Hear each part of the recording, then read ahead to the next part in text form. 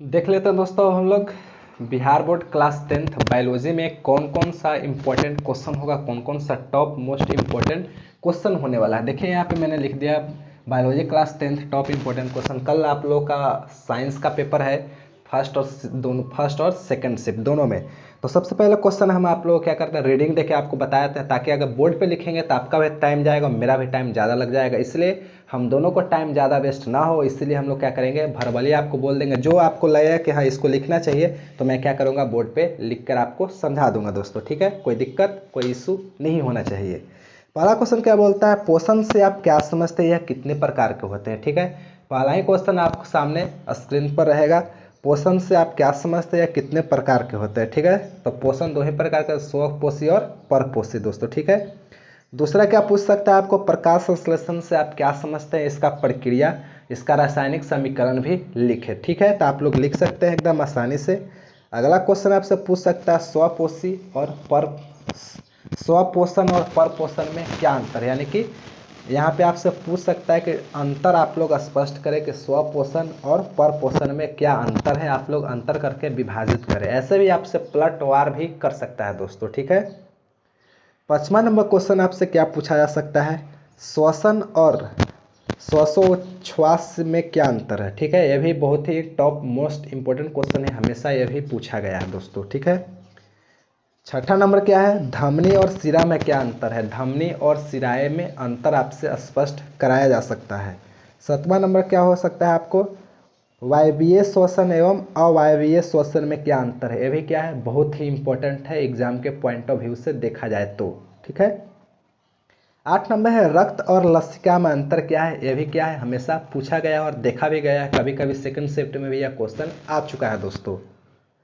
अगला है, स्वपरागकण एवं पर परागकण में क्या अंतर है। ये भी इंपॉर्टेंट है एग्जाम के पॉइंट ऑफ व्यू से। अगला क्वेश्चन देख लेंगे, प्रकाश संश्लेषण के लिए आवश्यक सामग्री पौधे कहाँ से लेते हैं। ये टॉप इंपॉर्टेंट क्वेश्चन है, इसको क्या कर लीजिएगा, VVI MMI लिख लीजिएगा। अगला, हमारे अमाशय में अम्ल की क्या भूमिका है। ये भी क्या है, इम्पोर्टेंट है। हमारे अमाशय में अम्ल की क्या भूमिकाएं हैं, क्या इम्पोर्टेंट है, क्या एडवांटेज है इसका, आप लोग अच्छे से लिखिएगा इसके बारे में। अगला है, पर्यावरण किसे कहते हैं, यानी कि इन्वायरमेंट किसे कहते हैं दोस्तों। ठीक है, अगला है दोस्तों 13 नंबर, ऑक्सी हीमोग्लोबिन किसे कहते हैं दोस्तों। ये भी क्या है, बहुत ही इंपॉर्टेंट है। तो आप लोग एक एक चीज़ पर क्या करेंगे, फोकस करेंगे, ध्यान से पढ़ेंगे तो एग्जाम अच्छा जाएगा। तो देखते हैं आगे क्वेश्चन नंबर क्या है, यहाँ पे 14 नंबर देखते हैं, पारिस्थितिक तंत्र से क्या समझते हैं दोस्तों। ठीक है, ये भी 2 मार्क्स का क्वेश्चन है, ये एग्जाम के पॉइंट ऑफ व्यू से इंपॉर्टेंट है। 15 नंबर देखते हैं, आहार श्रृंखला या आहार श्रृंखला क्या है, एक स्थलीय आहार श्रृंखला का एग्जाम्पल दीजिए दोस्तों। ठीक है, ये भी क्या है, इंपॉर्टेंट हो सकता है। ठीक है, लेकिन फिर भी मुझे लगता है कि ये ज़्यादा इंपॉर्टेंट नहीं है, लेकिन फिर भी आप लोग क्या कीजिएगा, इसको एक बार देख लीजिएगा। अगला है, ग्लैमफिल्ट्रेशन क्या है दोस्तों। ठीक है, अगला देखिए, ये भी इंपॉर्टेंट ज़्यादा नहीं है, फिर भी मैं गेस कर दिया, लेकिन इंपॉर्टेंट नहीं, इस पर ज़्यादा ध्यान नहीं दीजिएगा। ठीक है, अगला 17 नंबर देखते हैं, मानव मूत्र के अवयवों की प्रतिशत मात्रा क्या है दोस्तों। ठीक है, ये इंपॉर्टेंट है, पूछ सकता है 2 नंबर में, लेकिन मेरे ख्याल से ये क्या पूछेगा, ऑब्जेक्टिव लाइक क्वेश्चन। ठीक है, ऑब्जेक्टिव टाइप क्वेश्चन है। 18 नंबर देख सकते हैं, पोषी स्तर क्या है, एक आहार श्रृंखला का उदाहरण दीजिए। ये इंपॉर्टेंट है, एग्जाम्पल वाला पूछ सकता है यहाँ पे दोस्तों। ठीक है, 19 नंबर क्या है, रेडियो कार्बन काल निर्धारण क्या है। रेडियो कार्बन काल का निर्धारण क्या है, ये इंपॉर्टेंट है, पूछा है, और इस बार भी क्या हो सकता है, या तो पहले शिफ्ट में पूछे या तो दूसरे शिफ्ट में हो सकता है पूछ दे दोस्तों। अगला 20 नंबर, प्रतिवर्ती क्रिया एवं प्रतिवर्ती चाप में क्या अंतर है। ये भी टॉप मोस्ट इंपॉर्टेंट क्वेश्चन है आप लोगों को कल के लिए। 21 नंबर, मधुमेह से आप क्या समझते हैं, चिनिया रोग जिसको बोलते हैं, इंसुलिन का सुइया भुकाता पेट में। ठीक है, अगला 22 नंबर, पिट्यूटरी ग्रंथि को मास्टर ग्रंथि क्यों कहते हैं। ये हमेशा पूछा है, इसलिए इस पर क्या कीजिएगा, नज़र बनाए रखिएगा, हमेशा आपसे गलती ना हो। पिट्यूटरी ग्रंथि को मास्टर ग्रंथि क्यों बोलते हैं।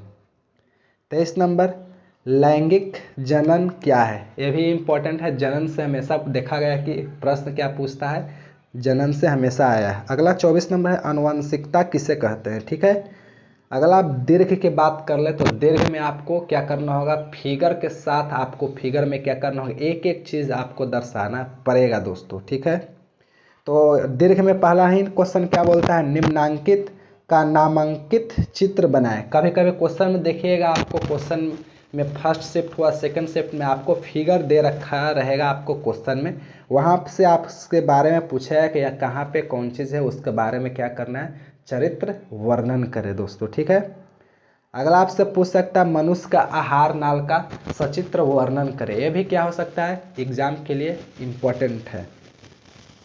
अगला आपसे पूछ सकता है पुष्प का अनुचय, पुष्प का फिगर बनाकर उसको क्या करें, दर्शाए उसको अच्छे से, ये भी आपके लिए इम्पोर्टेंट है। तो चलिए अगले इम्पोर्टेंट की ओर हम लोग बढ़ते हैं, जो कि एग्जाम के पॉइंट ऑफ व्यू से इम्पोर्टेंट है।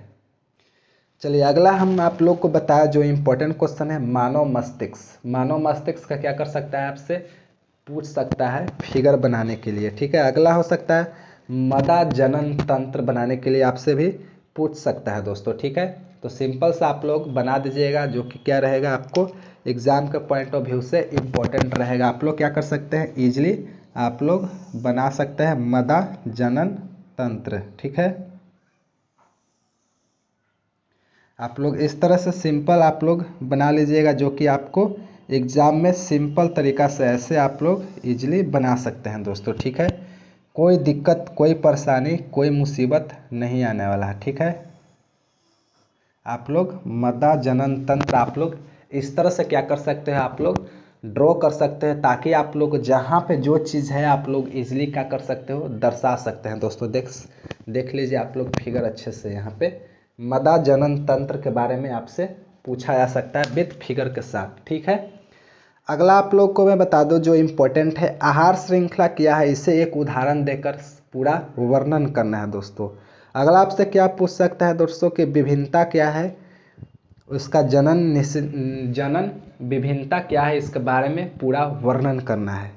अगला क्वेश्चन क्या आपसे पूछा जा सकता है, दर्शाइए कि प्रकाश संश्लेषण की क्रिया के लिए क्लोरोफिल आवश्यक क्यों है। ठीक है, इसमें इंपॉर्टेंस आपसे पूछा जाएगा क्लोरोफिल का क्या इंपॉर्टेंस है जब प्रकाश संश्लेषण क्रिया होता है पौधों में।